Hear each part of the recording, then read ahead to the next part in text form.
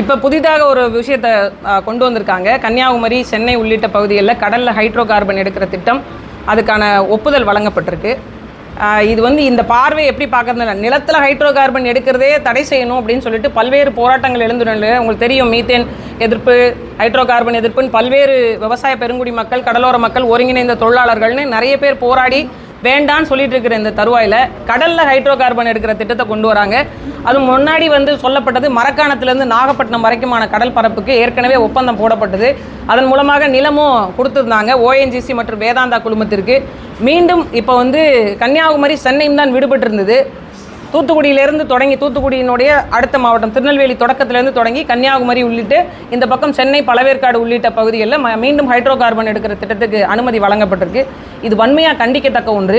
கடல் சூழியல் அப்படிங்கிறது பாதுகாக்கப்பட வேண்டிய ஒரு பெட்டகம்.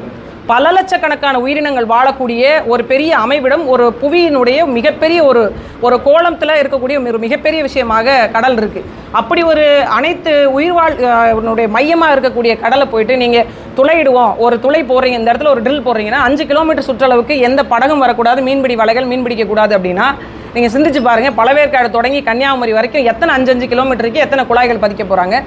ONGC நிறுவனம் தரையில் எடுக்கப்பட்ட அளவீட்டுக்கே இவங்களால் அதுக்கான உள்ளீட்டு பொருட்களை வெளியில் எடுக்க முடியாமல் திணறிட்டு இருக்கும்போது கடலில் மீண்டும் ஹைட்ரோ கார்பன் எடுக்கிற திட்டத்தை எப்படி அனுமதிக்கிறாங்க, எப்படி அதுக்கான ஒப்பந்த புள்ளி கோர்றாங்க அப்படின்னு பல்வேறு கேள்விகள் இருக்குது.